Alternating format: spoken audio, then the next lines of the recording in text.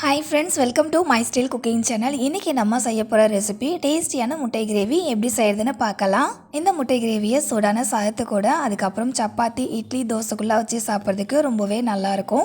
Okay friends, வீடியோக்குள்ளே போகிறதுக்கு முன்னாடி நீங்கள் இன்னும் நம்ம சேனல் மை ஸ்டைல் குக்கிங்கை சப்ஸ்கிரைப் பண்ணலை அப்படின்னா ப்ளீஸ் ஃப்ரெண்ட்ஸ் சப்ஸ்கிரைப் பண்ணிக்கோங்க. வீடியோவை ஸ்கிப் பண்ணாமல் பாருங்கள், அப்போ தான் உங்களுக்கு கிளியராக புரியும். இந்த ரெசிபியில் ஏதாவது உங்களுக்கு டவுட் இருந்துச்சு அப்படின்னா கமெண்ட்டில் சொல்லுங்கள். அது மட்டும் இல்லாமல் நெக்ஸ்ட் என்ன ரெசிபி அப்லோட் பண்ணலாம் அப்படின்றதையும் கமெண்ட்டில் சொல்லுங்கள். வாங்க இப்போ ரெசிபி போகலாம். முட்டை கிரேவி செய்யறதுக்காக நான் இன்னைக்கு 4 முட்டையை வேக வச்சு எடுத்திருக்கேன். முட்டை மேல இருக்க அந்த ஓடையை எடுத்துட்டு முட்டையை வந்துட்டு 3 சைடுலையுமே லைட்டா ஒரு கீரல் போட்டுக்கோங்க. இந்த மாதிரி கீரல் போட்டதுக்கு அப்புறமா இப்போ இதுல 1/4 டேபிள் ஸ்பூனுக்கு மஞ்சத்தூள், 1/4 டேபிள் ஸ்பூன் மிளகாய் தூள், 1/4 டேபிள் ஸ்பூனுக்கு கம்மியா உப்பு சேர்த்துட்டு இது கூட கொஞ்சமா தண்ணி சேர்த்து இந்த மாதிரி நல்லா மிக்ஸ் பண்ணி விடுங்க. இந்த மாதிரி நல்லா மிக்ஸ் பண்ணி விட்டதுக்கு அப்புறமா இப்போ இந்த முட்டையை நம்ம ஃப்ரை பண்ணிக்கலாம். அதுக்காக ஸ்டவ் ஆன் பண்ணிட்டு ஒரு கடாய் வச்சுக்கோங்க. கடாயில் 4 டேபிள் ஸ்பூன் எண்ணெய் சேர்த்து எண்ணெயை சூடு பண்ணுங்க. எண்ணெய் அதிகமாக சூடாக வேண்டாம், லைட்டாக சூடானா போதும். இப்போ இந்த எண்ணெயில் நம்ம மிளகாய்த்தூள் போட்டு வச்சுருக்க முட்டையை சேர்த்துக்கலாம். சேர்த்துட்டு நம்ம சேர்த்துக்கிட்ட அந்த மிளகாய்த்தூள் மஞ்சத்தூளோடைய பச்சை வாசனை போகிற வரைக்கும் வறுத்து விடுங்க. இந்த மாதிரி மசாலா அப்ளை பண்ணி அதுக்கப்புறமா அந்த முட்டையை ஃப்ரை பண்ணிவிட்டு கிரேவியில் சேர்த்தோம் அப்படின்னா முட்டையில் அந்த உப்பு காரம் எல்லாமே இறங்கி இருக்கும். அதுக்காக தான் இந்த மாதிரி ஃபஸ்ட்டு நம்ம மசாலா சேர்த்து ஃப்ரை பண்ணிக்கிறோம். முட்டை மேலே இருக்கிற மசாலாவோட பச்சை வாசனைலாம் போனதுக்கு அப்புறமா எல்லா முட்டையுமே ஒரு பவுலில் மாற்றிக்கோங்க. அடுத்து இதே எண்ணெயில் ஒரு பெரிய சைஸ் வெங்காயத்தை பேஸ்ட்டாக அரைச்சி சேர்த்துட்டு வெங்காயத்தோட பச்சை வாசனை போகிற வரைக்கும் வதக்கி விட்டுக்கலாம். ஃப்ரெண்ட்ஸ், ஆல்ரெடி நம்ம சேனலில் நிறைய விதமான முட்டை கிரேவி அண்ட் முட்டை குழம்பு ரெசிபிஸ்லாம் நான் அப்லோட் பண்ணியிருக்கேன். அந்த ரெசிபியோட லிங்க் எல்லாத்தையுமே இந்த வீடியோ கீழே டிஸ்கிரிப்ஷனில் தரேன். கண்டிப்பாக செக் பண்ணி பாருங்கள். அந்த ரெசிபிஸும் உங்களுக்கு ரொம்பவே யூஸ்ஃபுல்லாக இருக்கும். இப்போ பாருங்கள், வெங்காயம் பேஸ்ட்டில் இருக்க அந்த தண்ணி எல்லாமே நல்லா ட்ரை ஆகிட்டு ஒரு கெட்டியான பேஸ்ட் கன்சிஸ்டன்சியில் இருக்குது. அதே மாதிரி அந்த வெங்காயத்தினுடைய பச்சை வாசனையுமே போயிருக்கணும். அந்த அளவுக்கு வதக்கி விட்டதுக்கப்புறம் இது கூடவே 2 மீடியம் சைஸ் தக்காளியை பேஸ்ட்டாக அரைச்சி வச்சுருக்கேன். அதையும் வந்து சேர்த்துக்கிறேன். சேர்த்துட்டு தக்காளியோட பச்சை வாசனை கம்ப்ளீட்டாக போகிற வரைக்கும் வதக்கி விட்டுக்கோங்க. ஒரு பக்கம் இந்த தக்காளி வந்து வதங்கிட்டு இருக்கட்டும். அடுத்து இந்த முட்டை கிரேவியில் சேர்த்துக்கிறதுக்கு சிம்பிளாக ஒரு மசாலா ரெடி பண்ணிக்கலாம். அதுக்கு மிக்ஸி கப்பில் 4 துண்டு அளவுக்கு இஞ்சியும் 10 பல் அளவுக்கு பூண்டும் சேர்த்துக்கோங்க. அடுத்து இதில் 6 கிராம்பு சேர்த்துக்கோங்க, ஒரே ஒரு ஏலக்காய் சேர்த்துக்கோங்க, 2 சின்ன சைஸ் பட்டை சேர்த்துக்கோங்க, ஒரு 10 மிளகு சேர்த்துக்கோங்க. லாஸ்ட்டாக இதில் மெயின் இன்க்ரீடியன்ட் ஆட் பண்ண போகிறோம். காஞ்ச தேங்காய் இருக்குல்ல, அதுதான். இந்த மாதிரி ஒரு சின்ன பீஸ் வந்து தேங்காய் எடுத்துகிட்டு அதை சின்ன சின்னதாக கட் பண்ணி மிக்ஸி கப்பில் சேர்த்துட்டு ஃபஸ்ட்டு தண்ணி சேர்க்காமல் அரைச்சி எடுத்துக்கோங்க. இந்த மாதிரி ட்ரையாக அரைச்சதுக்கப்புறம் இதில் கொஞ்சமாக தண்ணி சேர்த்துட்டு இந்த மாதிரி நல்லா ஃபைன் பேஸ்ட் கன்சிஸ்டன்சிக்கு அரைச்சிக்கோங்க. இப்போ இதை அப்படியே இருக்கட்டும். நெக்ஸ்ட்டு தக்காளியை வதங்க விட்டுருந்தோம்ல, அதை பாருங்கள். தக்காளியிலேருந்து தண்ணியுமே நல்லா ட்ரை ஆகிட்டு ஒரு கெட்டியான கன்சிஸ்டன்சியில் இருக்குது பாருங்கள். அதே போல் அந்த தக்காளியோட பச்சை வாசனை போயிருக்கணும், அது வரைக்கும் வதக்கி விடணும். தக்காளி பேஸ்ட்டோடைய பச்சை வாசனை போனதுக்கு அப்புறமா இதில் வந்துட்டு நம்ம அரைச்சி வச்சிருக்க மசாலா பேஸ்ட்டு சேர்த்துக்கோங்க. கூடவே மிக்ஸி கப்பில் கொஞ்சமாக தண்ணி சேர்த்து ஒரு ரின்ஸ் பண்ணிவிட்டு அந்த தண்ணியும் இந்த மசாலா பேஸ்ட்டு கூட சேர்த்துட்டு நல்லா மிக்ஸ் பண்ணி விடுங்க. வெங்காயம் தக்காளி பேஸ்ட், அதுக்கப்புறம் நம்ம சேர்த்துக்கிட்ட மசாலா பேஸ்ட், இது ரெண்டுமே நல்லா இந்த மாதிரி மிக்ஸ் ஆனதுக்கு அப்புறமா இதில் 1 table spoon Kashmiri red chilli powder சேர்த்துக்கோங்க. 1/4 டேபிள் ஸ்பூன் நார்மல் கார மிளகாய்த்தூள் சேர்த்துக்கோங்க. 1/2 டேபிள் ஸ்பூன் அளவுக்கு கரம் மசாலா, 3/4 டேபிள் ஸ்பூன் அளவுக்கு குழம்பு மிளகாய் தூள் சேர்த்துட்டு இதை நல்லா வந்து மிக்ஸ் பண்ணி விடுங்க.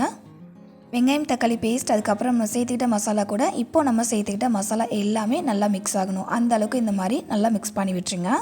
பாருங்கள், இந்த மாதிரி நல்லா மிக்ஸ் பண்ணி விட்டதுக்கு அப்புறமா நம்ம சேர்த்துக்கிட்ட மசாலா பேஸ்ட், அதுக்கப்புறம் வந்துட்டு மிளகாத்தூளோடைய பச்சை வாசனைலாம் போகணும். அது வரைக்கும் நம்ம ஒரு 5 நிமிஷத்துக்கு ஸ்டவ்வை மீடியம் ஃப்ளேமில் வச்சு அப்படியே வதங்க விட்டுடலாம்.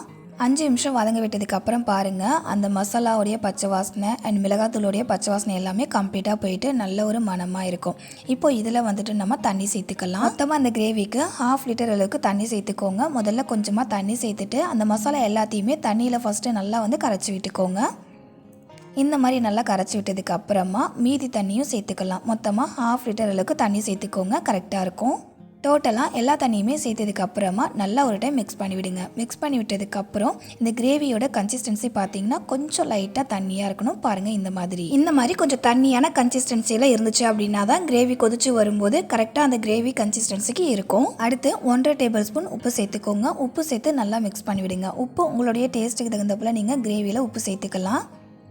உப்பு சேர்த்து நல்லா மிக்ஸ் பண்ணி விட்டதுக்கு அப்புறமா இப்போ இந்த கிரேவி வந்துட்டு சூடாகி கொதிச்சு வரட்டும், அது வரைக்கும் வெயிட் பண்ணுங்கள். பாருங்கள், இந்த மாதிரி ஒரு கொதி வந்ததுமே இதில் 1 டேபிள் ஸ்பூன் அளவுக்கு கஸ்தூரி மெத்தியை இந்த மாதிரி லைட்டாக கையாலேயே க்ரஷ் பண்ணிவிட்டு செய்யுங்க. கஸ்தூரி மெத்தி இல்லை அப்படின்னா கொஞ்சமாக கொத்தமல்லியை கட் பண்ணிவிட்டு அதுக்கப்புறமா அந்த கிரேவியில் நீங்கள் சேர்த்துக்கலாம். சேர்த்துட்டு நல்லா மிக்ஸ் பண்ணி விடுங்க. மிக்ஸ் பண்ணி விட்டுட்டு இப்போ இந்த கிரேவியை நம்ம மூடிட்டு ஒரு 10 நிமிஷத்துக்கு மீடியம் ஃப்ளேம்லேயே வச்சு குக் பண்ணலாம். 10 நிமிஷம் குக் பண்ணதுக்கப்புறமா கிரேவியை ஓப்பன் பண்ணி பாருங்கள். சைடில் இந்த மாதிரி கிரேவிலேருந்து எண்ணெய் பிரிஞ்சிருக்கும். அது மட்டும் இல்லாமல் கிரேவியோட அளவுமே கொஞ்சம் கம்மியாகி இருக்கும். கிரேவியை லைட்டாக ஒரு டைம் மிக்ஸ் பண்ணி விடுங்க. மிக்ஸ் பண்ணி விட்டதுக்கப்புறம் இந்த கிரேவியோட கன்சிஸ்டன்சி பாருங்கள், லைட்டாக வந்து திக்காகிருக்கு. இந்த அளவுக்கு திக்காகிருக்கணும். இப்போ இதில் வந்துட்டு ஆல்ரெடி நம்ம ஃப்ரை பண்ணி வச்சுருக்க முட்டைகளை சேர்த்துக்கலாம்.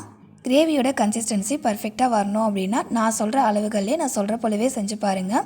கிரேவியோட கன்சிஸ்டன்சி கரெக்டாக இருக்கும். முட்டை எல்லாத்தையுமே கிரேவியில் சேர்த்ததுக்கப்புறமா லைட்டாக ஒரு டைம் மிக்ஸ் பண்ணி விட்டுக்கோங்க. மிக்ஸ் பண்ணி விட்டதுக்கப்புறமா திரும்ப நம்ம ஒரு 5 நிமிஷத்துக்கு நம்ம அந்த கிரேவியை வந்து குக் பண்ண போகிறோம். கிரேவியை மூடிட்டு கரெக்டாக ஒரு 5 நிமிஷத்துக்கு நம்ம ஸ்டவ்வை மீடியம் ஃப்ளேமில் வச்சு குக் பண்ணிக்கலாம்.